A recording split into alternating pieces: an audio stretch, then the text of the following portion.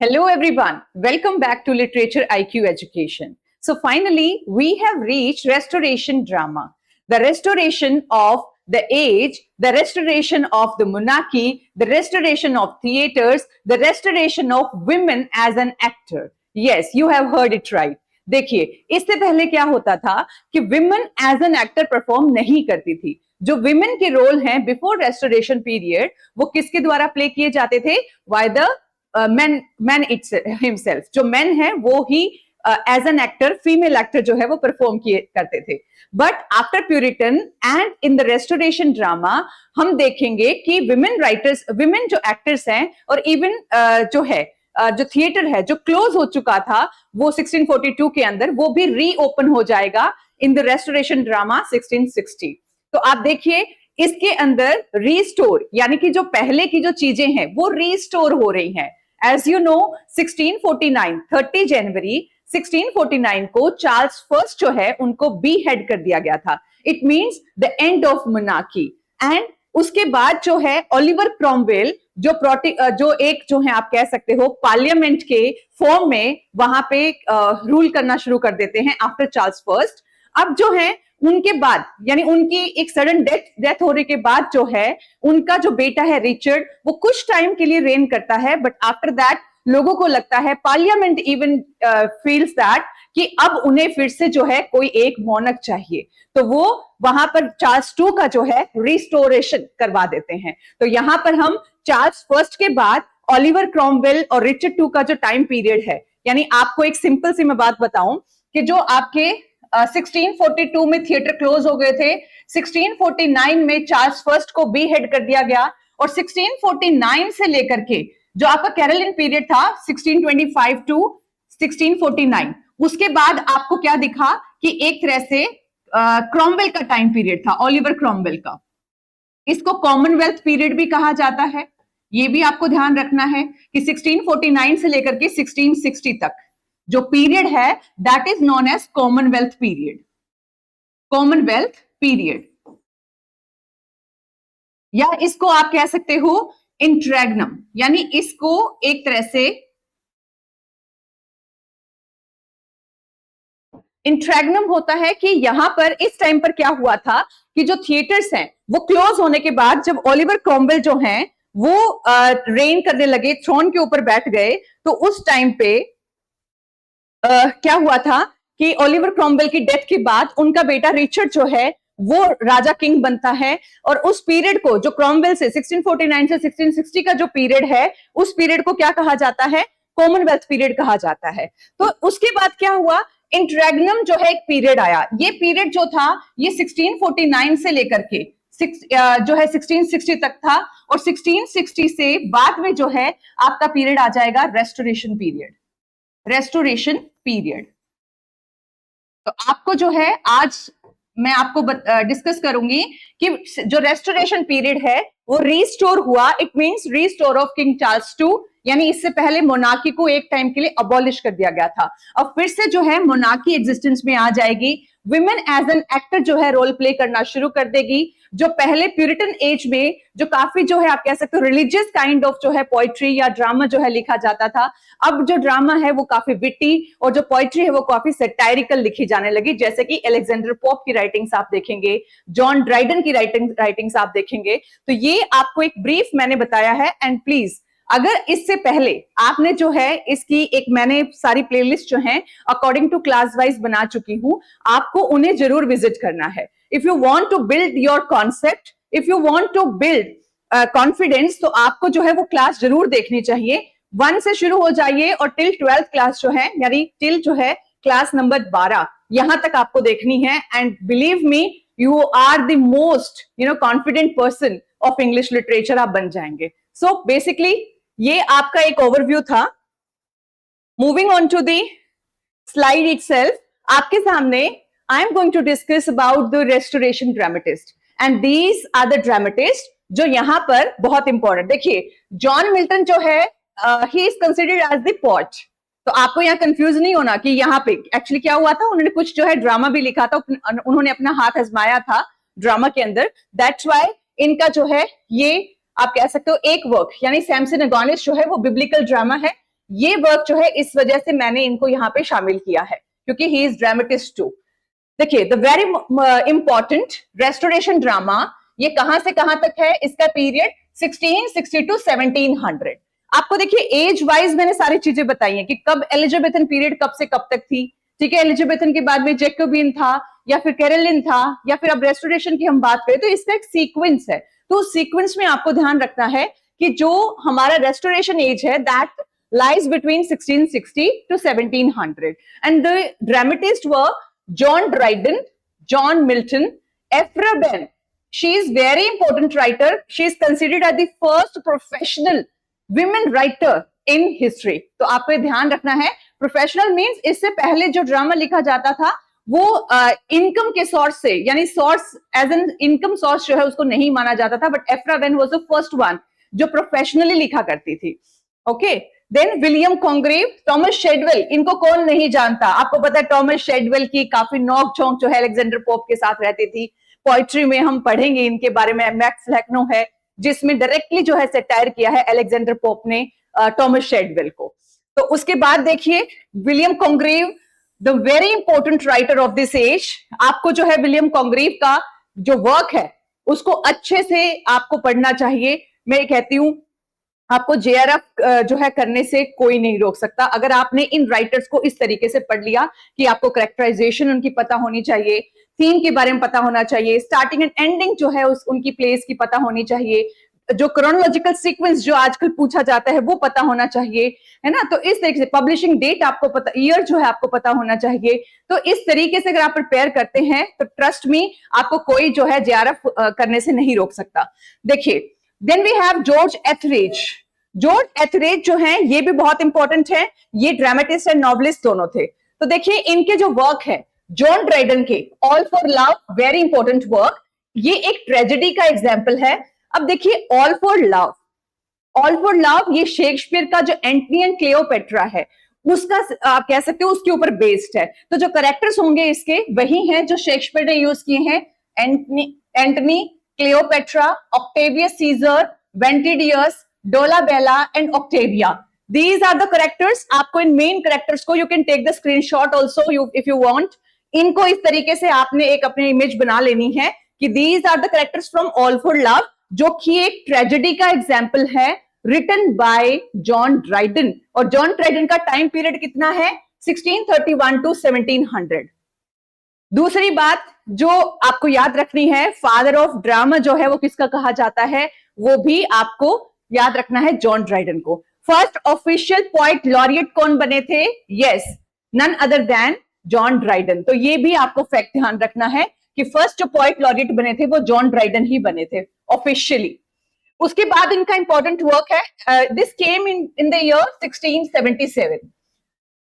Then you have the conquest of Granada, ये एक heroic drama जो है उसका एग्जाम्पल है। The characters are Almanzor, Almahide, Boabdelin and Abdalla. These are the characters। ये the conquest of Granada में you should know what is conquest of Granada, who were the characters, ठीक है, इसके अंदर कौन कौन से कैरेक्टर्स थे, प्लस आपको ये पता होना चाहिए जॉनर इसका हीरोइक ड्रामा, ठीक है, इस तरीके से आप पढ़ना है। Then we have Aurangzeb. देखिए औरंगजेब जो है इस पे क्वेश्चन आ चुका है, ठीक है, तो आपको औरंगजेब भी अब जो है अपनी लिस्ट में शामिल कर लेना है। इसके ऊपर जो है आपको थोड़ा सा फोकस करना है। मैरिज ए ला मोड, ये कॉमेडी ऑफ मैनर्स का एग्जाम्पल है, तो ये भी आपको पता होना चाहिए कि मैरिज ए ला मोड जो है ये जॉन ड्राइडन ने लिखा है। ये क्वेश्चन जो है ये इंपॉर्टेंट एक्सपेक्टेड क्वेश्चन हो सकता है, तो आपको इसे हल्के में नहीं लेना। डॉन सेबेस्टियन, अगेन ट्रेजेडी, ये भी आपको नाम याद रखने हैं। So these 5 works written by Dryden are very important. Then John Milton का पैराडाइज लॉस्ट, ये तो पोएट्री सेक्शन में हम देखेंगे। सैमसन अगोनिस्ट जो है ये बिब्लिकल ड्रामा है, एंड इसके अंदर जो कैरेक्टर्स हैं सैमसन, हेरिफा, गाजा एंड मैनोआ, तो ये जो कैरेक्टर्स हैं आपको ध्यान रखने हैं, सैमसन अगोनिस्ट के हैं। इसका जो क्वेश्चन बनता है वो इसकी स्टोरी किसके ऊपर बेस्ड है उस पर बनता है, प्लस इसकी एंडिंग क्या है उसके ऊपर बनता है। तो you should do detail study of this work written by John Milton. Then very important, Ephra Behn, the Rover. ये एक ट्रेजिक कॉमेडी है इनकी, एंड इसके अंदर विलमोर, एंजेलिका बियांका, फ्लोरिंडा एंड बेलवेल, तो ये जो करेक्टर्स हैं ये किसमें हैं? द रोवर में आए हैं। ये ट्रेजिक कॉमेडी का एग्जाम्पल है, रिटन बाय एफ्रा बेन, जिनको जो है first professional female writer in England कहा जाता है। सो आपको जो है ये फैक्ट भी साथ में ध्यान रखना है, first professional English writer in England. Then we have Oroonoko, ये बहुत इंपॉर्टेंट है, ये इनका नोवेल है, तो हम इसको नोवेल वाले फिक्शन वाले पार्ट में पढ़ेंगे। अभी के लिए आपको याद रखना है द रोवर 1677 ट्रेजिक कॉमेडी, और इसके अंदर ये, and second one the fair jilt, ये एक कॉमेडी था, ठीक है। तो आपको नोवेल ओरोनोको जो है ये नोवेल वाले पोर्शन में देखना है, अभी मैंने इंपॉर्टेंट था इसलिए यहां पे मेंशन कर दिया, ठीक है। Comedy captain Sullen, Aurelia, Lovemore, Freeman, ये सारे के सारे कैरेक्टर्स द फेयर जिल्ट जो कि कॉमेडी है रिटन बाय एफ्रा बेन, यहां से आए हैं। फिर उसके बाद जो है वी हैव थॉमस शेडवेल। देखिए शेडवेल को वैसे तो क्या है कि जनरली जो इनकी नोक झोंक जो होती है अलेक्जेंडर पोप के साथ, जो मैक फ्लैक्नो के अंदर है ना, तो उसमें इनको जो है ज्यादा इनका रोल वहां पे हमें देखने को मिलता है। जनरली इनके ड्रामा से रिलेटेड कोई क्वेश्चन नहीं आता, बट आपको फिर भी पता होना चाहिए ड्रामेटिस्ट है रेस्टोरेशन पीरियड के, द लिबर्टाइन एंड साइकी, ये दो वर्क रिटन बाय थॉमस शेडवेल। अब देखिए यहां पे सर फॉपलिंग फ्लटर, ठीक है, लेडी प्लाइंट, मीराबेल एंड लेंट, ठीक है। तो ये कैरेक्टर्स के नेम है, थोड़ा सा आप ध्यान रख लेंगे लिबर्टाइन के अंदर, क्योंकि सर फॉपलिंग फ्लॉप जो है वो भी एक कैरेक्टर किसी वर्क में आएगा। मीराबेल भी आपको पता है वे ऑफ द वर्ल्ड में है, मैन ऑफ द मोड में जो है फॉपलिंग फ्लटर है। Then we have very important these three drama is very important, the way of the world, जिसमें हर बार जो है क्वेश्चन पूछा जाता है, लास्ट टाइम भी इसका क्वेश्चन आया था। जो इसका प्रोटैगनिस्ट है that is Mirabell, Millamant, sir Wilfull Witwoud, lady Wishfort, ठीक है, ये सारे के सारे, ये आंटी होती है लेडी विशफोर्ड। तो ये आपको करेक्टर्स प्लस इसका जो जॉनरा है वो आपको पता होना चाहिए। कॉमेडी ऑफ मैनर्स का सबसे अच्छा एग्जाम्पल है वे ऑफ द वर्ल्ड, इसकी 1700 इसकी ईयर है। डबल डीलर इनकी कॉमेडी है, लव फॉर लव भी इनकी कॉमेडी है, किसकी? विलियम कॉन्ग्रीव की। तो विलियम कॉन्ग्रीव भी क्या है? रेस्टोरेशन ड्रामेटिस्ट हैं। देन जॉर्ज एथरेज, इनका जो है देखिए मैंने अभी बताया, मिस्टर फॉपलिंग जो है मैंने कहा था ना दोनों में है, देखिए फॉपलिंग फ्लटर है, ये फॉपलिंग है, तो आपको ध्यान रखना है फॉपलिंग तो जॉर्ज एथरेज का है और फॉपलिंग फ्लटर जो है वो थॉमस शेडवेल का है। जॉर्ज एथरेज ने दो वर्क लिखे बहुत ही इंपॉर्टेंट, एक तो है उनका the man of mode, she would if she could, ठीक है।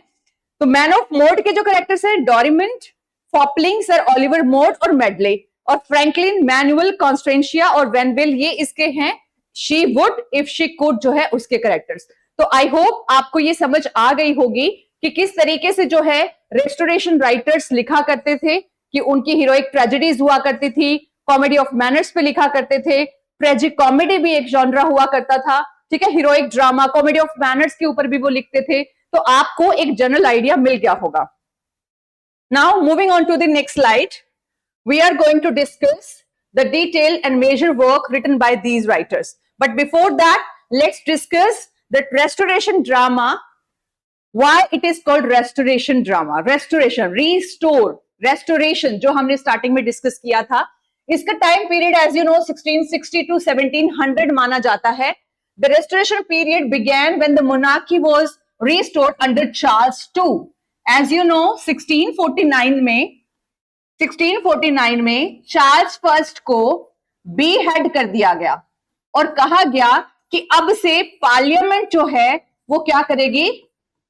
पार्लियामेंट जो है वो रेन करेगी, वो जो है अपनी डेमोक्रेसी के तहत जो है क्या करेगी? इंग्लैंड के अंदर शासन करेगी। बट क्या हुआ? ये भी फेल्योर हुआ क्योंकि ओलिवर क्रॉमवेल की जो है सडन डेथ हो गई, और ओलिवर क्रॉमवेल की डेथ के बाद उनका बेटा जो रिचर्ड है वो इतना केपेबल नहीं था कि वो थ्रोन को संभाल सके। तो वहां पे फिर से पार्लियामेंट ने डिसीजन लिया कि ऐसा करते हैं कि हम फिर से मोनार्की को रीस्टोर कर लेते हैं। तो मोनार्की को रीस्टोर किया, that's why we call this period restoration. I hope you got it. और रेस्टोरेशन कब हुआ इसका? 1660 टू 1700। तो आपको ये एक जनरल जो है आइडिया होना चाहिए कि why this period is called as restoration drama, the restorement of the monarchy. Second one, English theatre भी रीओपन हुए थे, मींस रीस्टोर हुए थे। जो इंग्लिश थिएटर्स थे वो क्लोज हो गए थे 1642 में। आपको पता है कि इसको कहा गया कि ये इमोरलिटी के ऊपर राइटर्स लिखना शुरू कर रहे हैं, या फिर आप जो कह सकते हो कि पूरा का पूरा जो सिस्टम है वो करप्ट हो रहा है। तो उस टाइम पे थिएटर्स को क्लोज कर दिया गया बाय द प्यूरिटन्स, एंड ये थिएटर्स वापस से प्यूरिटन रूल के बाद जब ये बंद हो गए तो अब 1660 में क्या हुए हैं, ये वापस से ओपन हो गए। अब जो राइटिंग्स हैं leading to a vibrant dramatic culture full of wit. अब राइटिंग्स कैसी होगी रेस्टोरेशन में? Witty, satirical, urbanity and social criticism.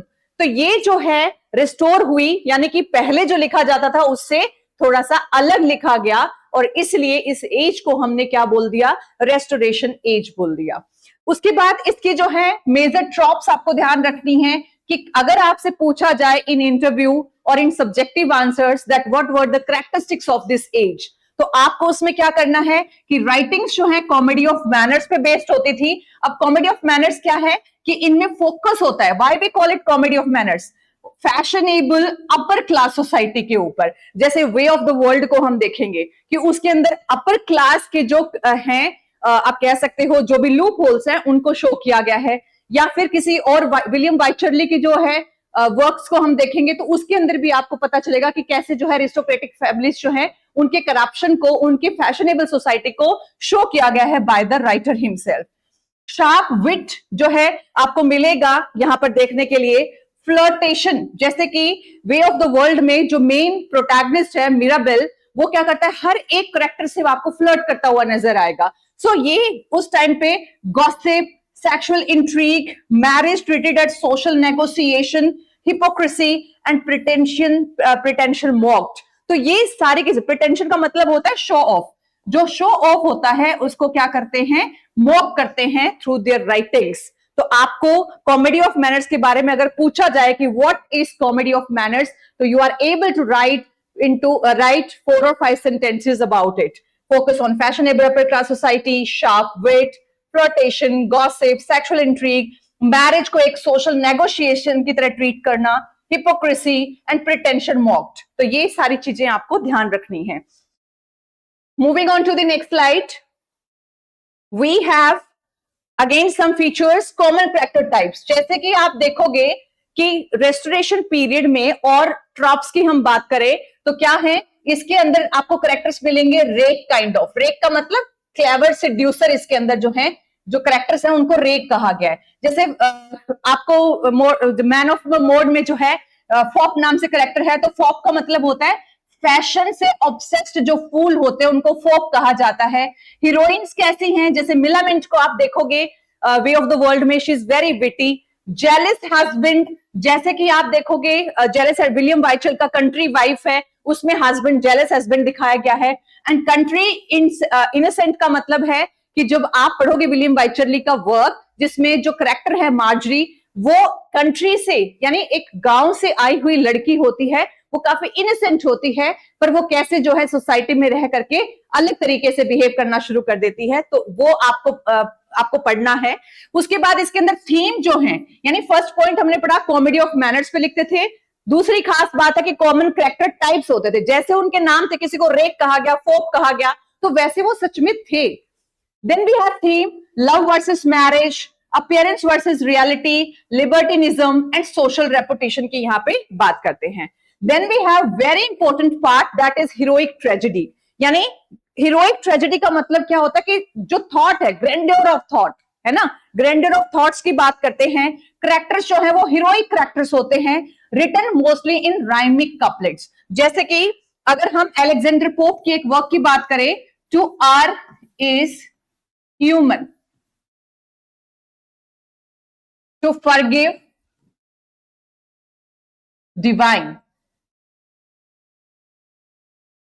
ठीक है, तो आप इसको जब पढ़ोगे, to err is human, to forgive divine, तो ये आपस में राइम करते हुए नजर आ रहे हैं, और आपका जो थॉट है वो एक सिंगल जो है कपलेट से आपका थॉट जो है वो कंप्लीट हो रहा है। You know need to move on to the next one, shift on to the next line. आपको एक ही लाइन में पूरा मीनिंग क्लियर हो जाएगा। जैसे one truth is clear, one truth is clear, whatever is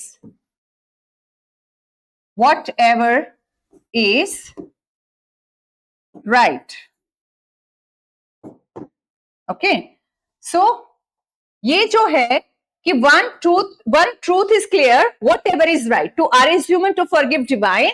One truth is clear, whatever is right. तो आपको इस कपलेट से, ठीक है, इससे आपको एक जो है, सॉरी, इस लाइन से आपको एक क्या मिल रहा है, कंप्लीट मीनिंग मिल रहा है ना। और इसको जब आप साथ में इस कपलेट को मिला देते हो तो इससे कंप्लीट मीनिंग मिल गया आपको, जो है नेक्स्ट लाइन में आपको जंप करने की जरूरत नहीं है। दूसरा क्या होता है कि जो हीरोइक ड्रामा लिखे जाते हैं वो हीरोइक कपलेट में लिखे जाते हैं।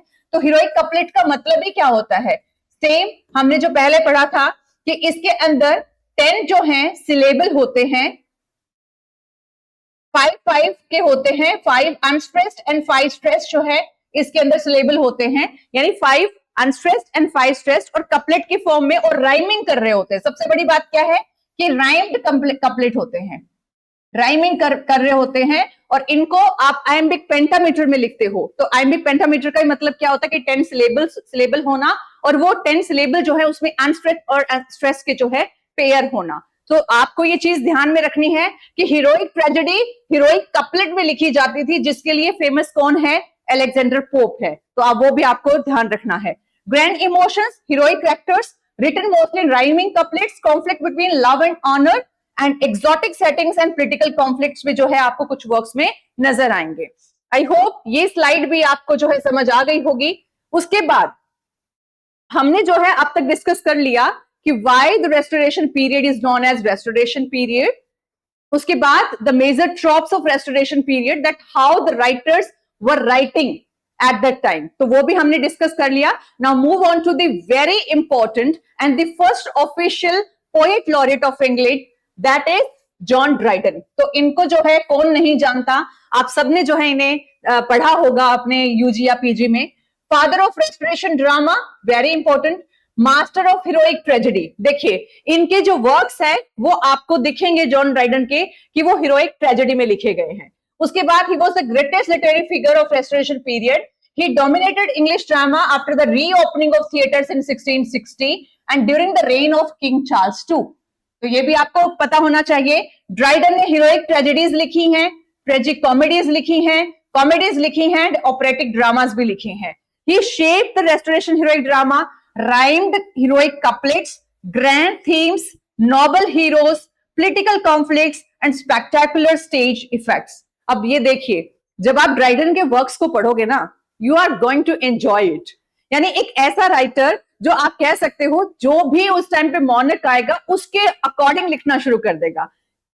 जस्ट लाइक अगर जो है ओलिवर क्रॉमवेल थे तो on the return of Oliver Cromwell इन्होंने वर्क लिखा। चार्ल्स II आए तो उनके खुश करने के लिए उनके जो है प्रेज में वर्क लिखा।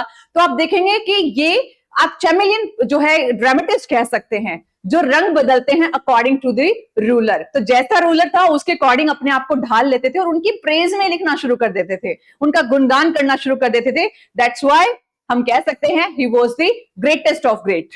ठीक है, तो देखिए जॉन ड्राइडन के ये खास बातें you should know, rhymed heroic couplets, grand themes of love and honour, noble heroes, political conflicts and spectacular stage effects, इनके लिए जो है इनको जाना जाता है। That's why he was called the father of restoration drama या master of heroic tragedy.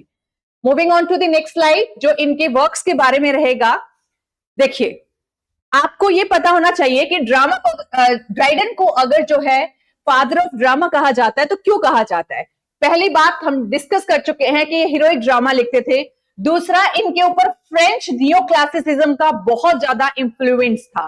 तीसरा, द रेस्टोरेशन कॉमेडी एलिमेंट्स जो हैं इनके वर्क्स में हमें दिखते हैं। That's why we call him the father of drama. ठीक है, देखिए ये चीज तो हम बार बार डिस्कस कर चुके हैं कि हीरोइक कपलेट्स में लिखते थे, है ना, हीरोइक वॉरियर्स एज प्रोटैगनिस्ट जो है इनके होते थे, conflicts between love and honour होता था, बहुत बड़ी बड़ी मैग्निफिसेंट जो है स्पीचेस, एक्सोटिक सेटिंग्स इनकी होती थी, अपने वर्क्स की। ग्लोरिफिकेशन ऑफ मोनार्की, अभी मैंने बताया आपको कि ग्लोरीफाई करते थे, चाहे कोई भी मोनक आ जाए, कोई भी किंग आ जाए, चाहे वो क्रॉमवेल हो, चाहे रिचर्ड हो, चाहे वो आपके चार्ल्स टू हो, ये सबको क्या करते थे, सबको ग्लोरीफाई करते थे, सबको खुश रखते थे। ठीक है, इनके ऊपर फ्रेंच न्यू क्लासिसिज्म का बहुत ज्यादा इंफ्लुएंस हमें देखने को मिलता है। और ये जो क्वेश्चन है ये बहुत इंपॉर्टेंट है, प्रीवियस ईयर क्वेश्चन है, ये पूछा गया है कि फ्रेंच ड्रामेटिस्ट को एडमायर करते थे तो किसको एडमायर करते थे, Pierre Cornell and gene brazing. आपको इन दोनों के नाम ध्यान रखने हैं कि इन दो फ्रेंच ड्रामेटिस्ट से बहुत ज्यादा इंस्पायर्ड थे। ये बात करते हैं drama should maintain decorum, order and artistic control होना चाहिए। ये लाइन भी इंपॉर्टेंट है कि जो ड्रामा लिखना है वो एक डेकोरम के साथ लिखना चाहिए, रूल्स एंड रेगुलेशंस एक ऑर्डर में होना चाहिए, और हर जो पोएट या हर जो राइटर जो है जो कुछ भी लिखता है उसके अपने थॉट के ऊपर क्या होना चाहिए, आर्टिस्टिक कंट्रोल होना चाहिए।